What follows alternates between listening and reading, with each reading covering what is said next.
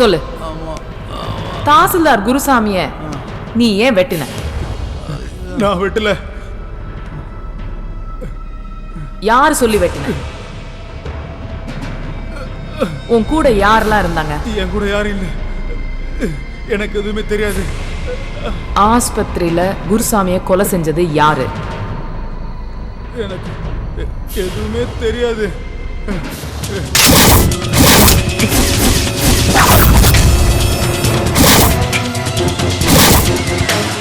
சொல்லுடா,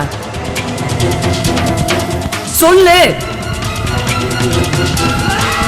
குருசாமிய கொன்னது யாரு?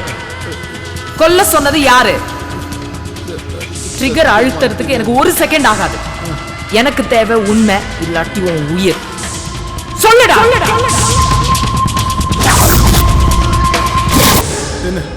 என்ன விட்டுருங்க, நான் உண்மையெல்லாம் சொல்லிடுறேன். யாருன்னு சொல்லு. மாசி என்ன சொல்லிதான் மேடம் நான் வெட்டினேன். கூட இருந்தவங்க எல்லாம் யாரு? நிறைய பேர் இருந்தாங்க. பேர் என்ன? தெரியாது. சொல்லுடா. மாசி அண்ணனுக்கும் தாசில்தார் குருசாமிக்கும் நில விவகார சம்பந்தமா தகராறு இருந்தது உண்மைதான். அது சம்பந்தமா மாசி அண்ணன் எவ்வளவோ பேரம் பேசி பார்த்தாரு. அதுக்கு தாசில்தார் ஒத்து வரல. அதனாலதான் தாசில்தாரை வெட்ட சொன்னாரு. நானும் மாசி அண்ணன் பேச்சை கேட்டுட்டு தாசில்தாரை வெட்டிட்டேன். ஹலோ, மாசி ஐயாங்களா? நான் புஷ்பராஜ் பேசுகிறேன். டேவிட் ரேகா மேடத்துக்கிட்ட எல்லா உண்மையும் சொல்லி அப்ரூவராக மாறிட்டான்.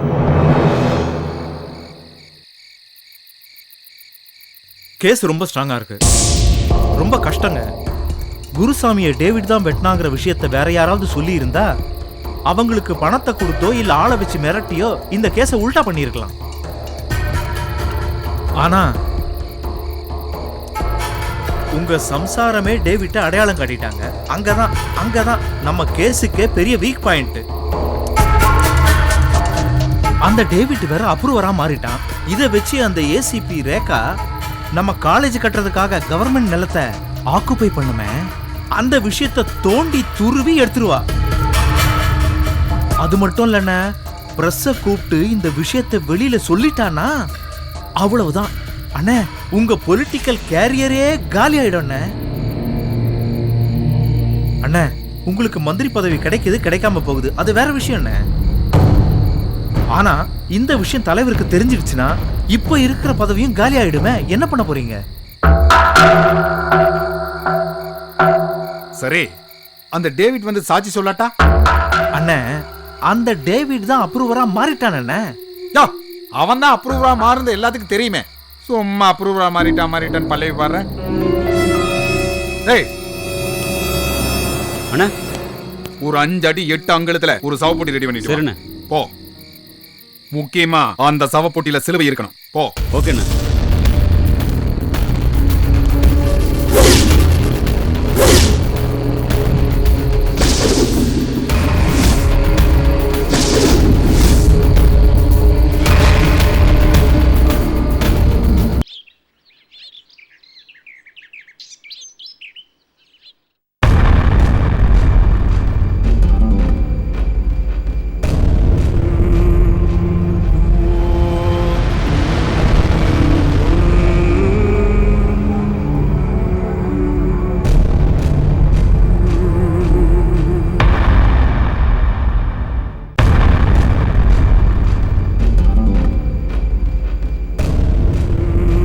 ஆளாளுக்கு முகத்தை தூக்கி வச்சுக்கிட்டு இப்படி எவ்வளவு நேரம் தான் இருப்பீங்க? இதுக்கு என்னதான் முடிவு? மாமா, நான் சொன்னதையே திரும்ப திரும்ப சொல்றேன்னு நினைக்காதீங்க. இத்தனை நாள் பிரியாவும் திவ்யாவும் எனக்கு கொடுத்த தண்டனை போதும் மாமா.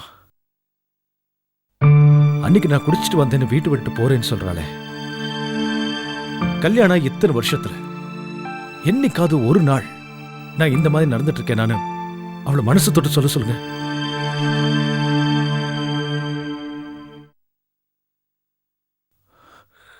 மாமா, அவளும் பேச மாட்டேங்கிறா, குழந்தை என்கிட்ட சேர விட மாட்டேங்கிறா. என்னால வேற என்ன பண்ண முடியும்? அதான் குடிச்சேன். போதாத குறைக்கு வீட்டு விட்டு போறேன்னு சொன்னா அதுக்கப்புறம் என் நிலைமை என்ன ஆகும்? மாமா, சத்தியமா சொல்றேன் மாமா, இனிமே அவ மனசு நோக்கிற மாதிரி நான் நடந்துக்க மாட்டேன். என் குழந்தை மேல சத்தியம், அவளை நம்ப சொல்லுங்க.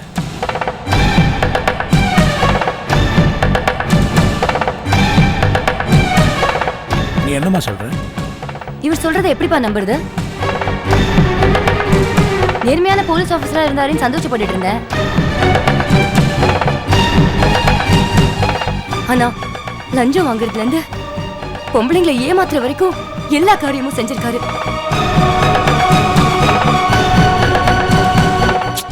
அம்மா, அதான் இனிமே அப்ப நடக்காதுன்னு சொல்றாருல்ல. அப்பா, அவர் சொல்றதை நீங்க வேணா நம்புங்க, ஆனா என்னால நம்ப முடியாது.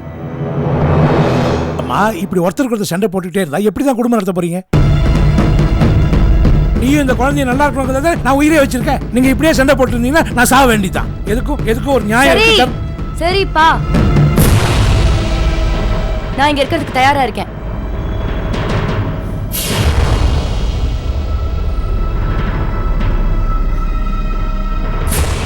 ஆனா ஒரு கண்டிஷன்.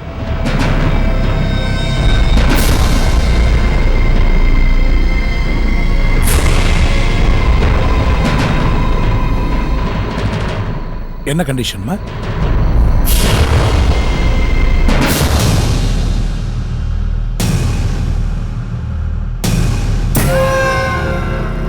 இவர் அவரோட வேலையை ரிசைன் பண்ணணும்.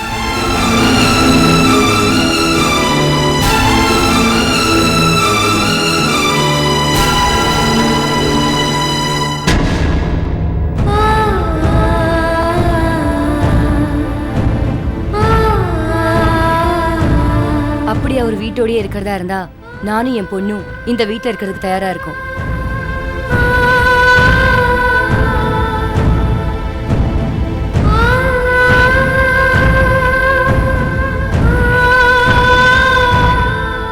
ஏன் மாப்பிள்ள, இப்படியும் பண்ணலாமா? நீங்க வேலையை விட்டுருங்க, பிசினஸ் பண்ணுங்க, எவ்வளவு பணம் வேணாலும் நான் தரேன். தொழில் பண்ணு, கௌரவமா அவ்வளவுதானே? அவ சொல்றது நியாயம் தானே?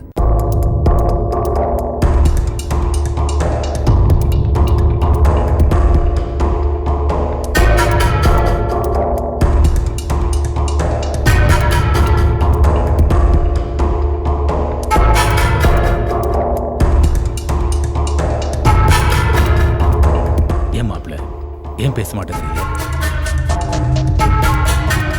அவரால முடியாதுப்பா. அரசியல்வாதியால பதவியும் போலீஸ்காரன் தன்னோட வேலையும் உதறி தள்ள மனசு வராது. ஏன்னா அதோட பவர் அப்படி. எந்த தப்பு வேணாலும் பண்ணலான்னு திமிர் கொடுத்ததே அந்த பவர் தான். அப்படி இருக்கும்போது அவர் எப்படி ரிசைன் பண்ணுவாரு? அம்மா, அப்பா, இவரெல்லாம் திருத்த முடியாதுப்பா. நான் முடிவு பண்ணிட்டேன். நம்ம வீட்டுக்கு போலாம். வா திவ்யா, வா.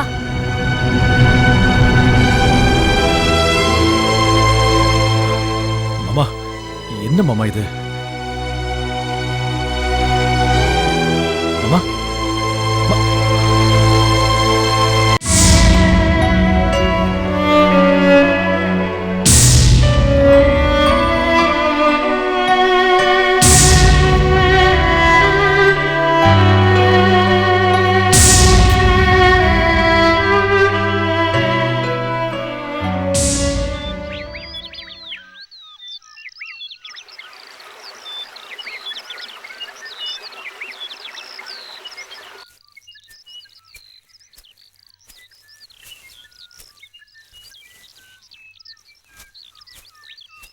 என்னடி இது லெட்ரு? சென்னையில இருந்து ராமசாமி மாமா எழுதிருக்காரு. என்னவா? வழக்கம் போலதான். 2 பேரும் ஏன் அங்க இருந்து தனியா கஷ்டப்படுறீங்க, சென்னைக்கு வந்துருங்க, ஒரு நல்ல வேலை வாங்கி தரேன்னு சொல்லி எழுதிருக்காரு. எத்தனை தடவை கூப்பிட்டாலும் நான் வரமாட்டேன்னு அந்த ஆளுக்கு தெரியாது. எதுக்கு சும்மா லெட்டர் போட்டு வான்னு கூப்பிடுறாரு? அந்த ஆளுக்கு வேற வேலையே கிடையாது. ஏம்மா மாமாவை திட்டுற? பின்ன என்னடி, வரலன்னா விட வேண்டிதானே? சும்மா நைன்னுக்கிட்டு. உங்க அப்பாவோட வாழ்ந்த ஊர் இது. இதை விட்டுட்டு நான் எப்படி சென்னைக்கு போவேன்?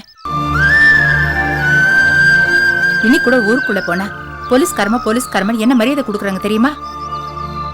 இங்க இருக்கிற நிம்மதி அங்க வந்தா கிடைக்காது. ஏன்னு உனக்கு தெரியாதா? அங்க போனா உங்க அண்ணன் முகத்துல முழிக்க வேண்டி வரும்.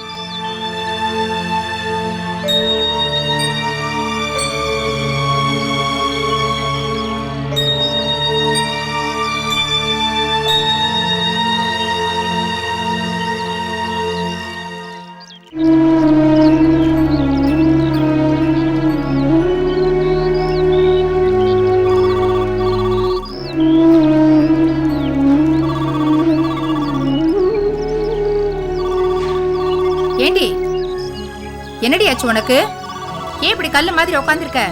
போன் அடிக்கிறது உன் காதுல விழலையா? போ போன்ல யாருன்னு பாரு.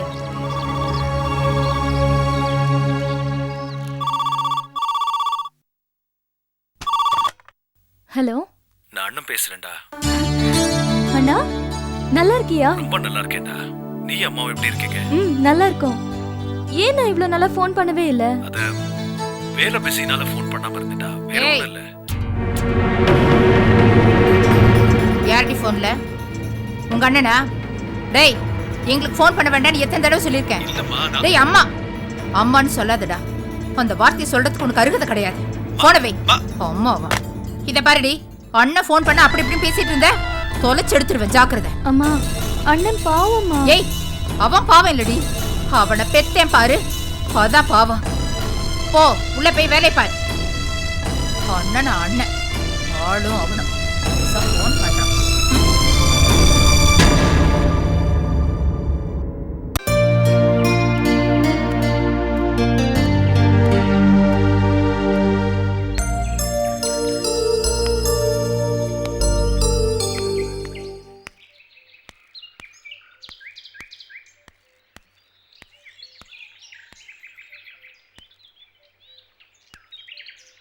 அம்மா, அம்மா, வாங்க சார், வாங்க. அம்மா, யாருமா? அம்மா இவர்தாம்மா பிரசன்னா சார். சென்னையில இருந்து ஃபேக்டரி விஷயமா பிரஸ் ரிப்போர்ட்டர் ஒருத்தர் வந்திருக்காருன்னு சொன்னேன்ல, அது இவர்தான். வணக்கம், வாங்க தம்பி. வணக்கம். எங்க ஊருக்கு நல்லது பண்ண வந்த உங்களுக்கு இந்த மாதிரி ஆயிடுச்சு. மனசுக்கு ரொம்ப கஷ்டமா இருக்கு. அதுக்கு என்னங்க பண்றது, எங்க தொழில இதெல்லாம் சகஜம்தான். உள்ள வாங்க தம்பி, உட்காந்து பேசலாம். ஏய், கூட்டிட்டு வா.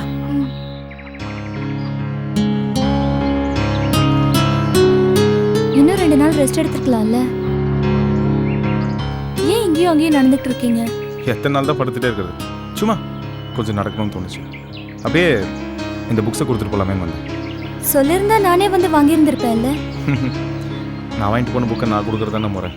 இந்தாங்க.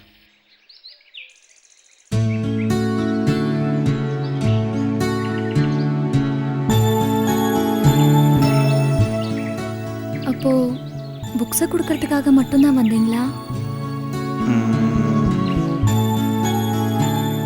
போய் சொல்லட்டுமா இல்லை உண்மையை சொல்லட்டுமா?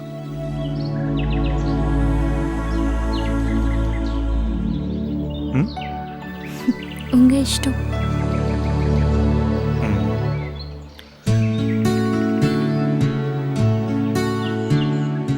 ரெண்டு நாளா பார்க்காம மனசுக்கு ஒரு மாதிரி இருந்துச்சு.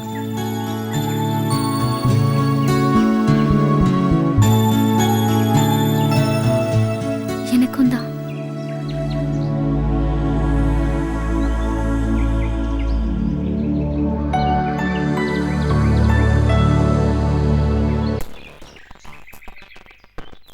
ஆனா அந்த பொன்னரசி உங்களை வந்து பார்த்தாலே என்ன ஒரு மாதிரி பார்க்கறா.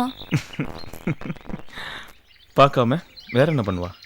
ஆமா, எனக்கு அடிப்பட்ட உடனே தனியா போய் உட்காந்து அழுதுட்டு இருந்தியா? பார்த்துட்டால அந்த கழுத. பார்த்துட்டா, என்கிட்டயும் சொல்லிட்டா.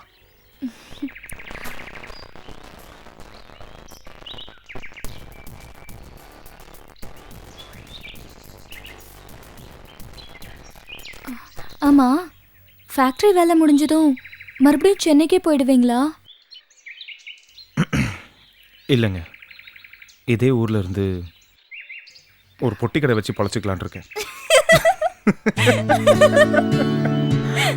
ஏய், என்னடி வெளியில நிக்க வச்சு பேசிட்டு இருக்க? உள்ள தானே கூட்டிட்டு வர சொன்னேன். இல்ல அவங்க கூப்பிட்டாங்க, நான் தான்.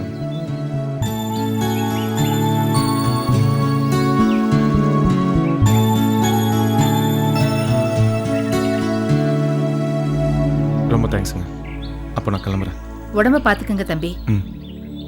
வரேங்க.